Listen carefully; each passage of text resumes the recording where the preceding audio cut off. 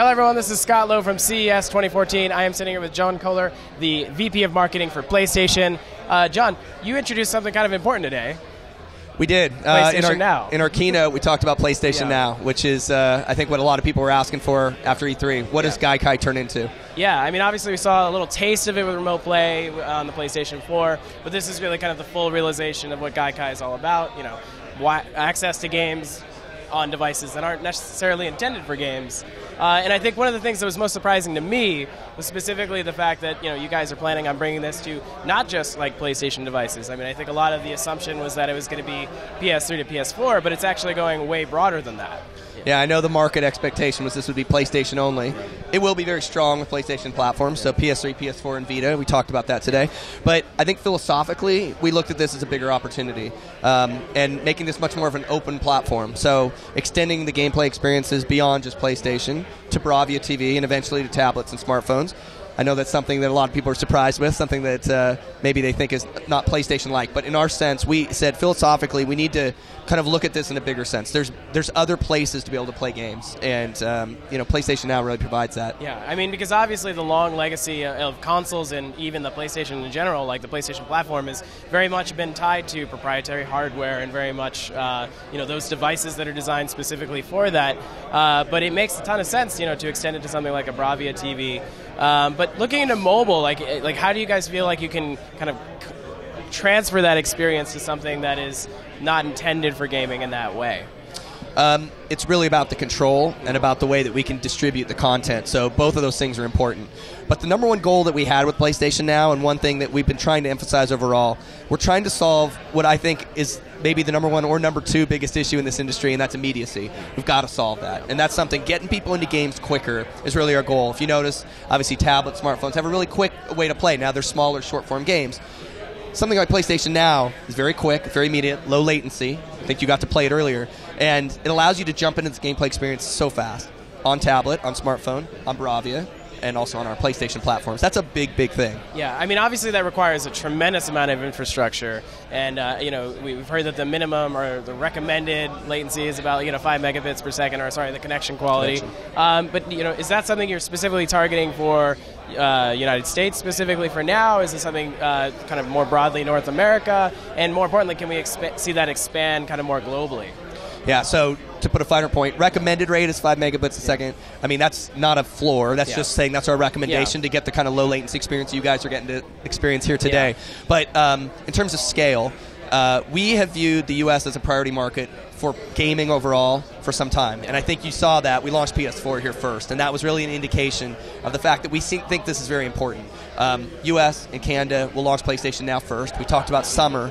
And then we want to look at other territories. And so we'll scale it from where we are here, and then we'll see where that goes across the world. But really making it work here, seeing the consumer acceptance. We're going to have a beta here in a few weeks that starts at the end of January to really show, and for us to get a sense for what's consumer reaction, what things do we need to work on, what kinds of game experiences do people want, and then look at how that scales over time to other countries. And obviously the emphasis right now is on PS3, and I'm assuming we can assume PS2, maybe PS1 at some time in the future in terms of bringing that content to these platforms.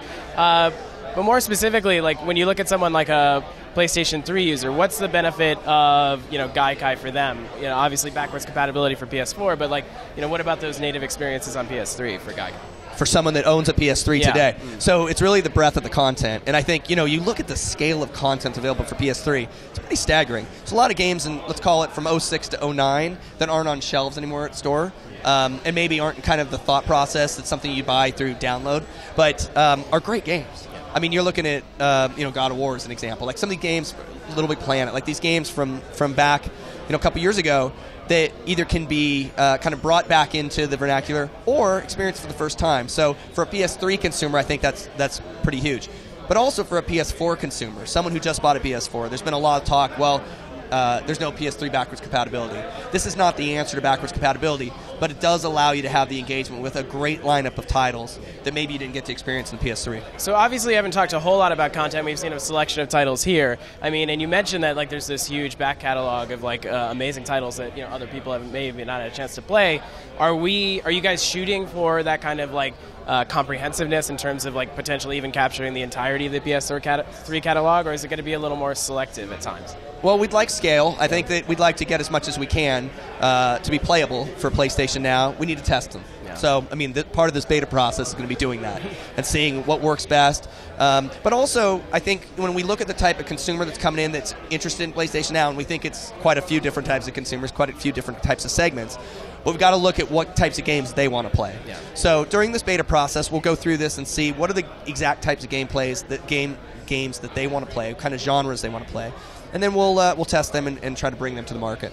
Excellent, excellent. So how are you gathering feedback? Is there going to be some sort of method within the beta program? Like, could you tell us a little more about the beta program and your plans for that? It's a closed beta, okay. So there's still a lot to be discussed in terms of how we can bring people into that. I know a lot of people are interested. But in terms of how we're getting the back-end analytics, there is going to be ways that we do that. We haven't made that public, but we're going to be looking at really engagement levels and you know, I think there's going to be obviously some qual and quant that play into this outside of the beta as well. There's a lot of efforts within the PlayStation offices across the world to make this a very successful reality. And I think what you saw here today is really the work of the team over the last few years to bring a real low latency, seamless, immediate gameplay experience. Yeah, I've mentioned a few times to people, like the fact that you can play it on convention connectivity, where which is notoriously bad at a hotel, and it works so well. It's really, really impressive. And I think that's one thing that there's been over time. Maybe even after E3 last year, people said, well, you got to show this to me. Like, I'm not sure I'm getting it. Now you can see it for real. It's pretty impressive. Yeah, absolutely. So looking ahead to summer, when you're more formal rollout to other PlayStation users, is this something we can expect to see in waves? Is it going to be kind of all at once, or are you not saying quite yet? In terms of the rollout, scale, the territory rollout, we haven't said that quite yet. I mean, we're focusing on US and Canada, and then we'll go from there. Awesome. Well, thank you so much for your time. Sure. For all things PlayStation at CES, head over to IGN.com/CES.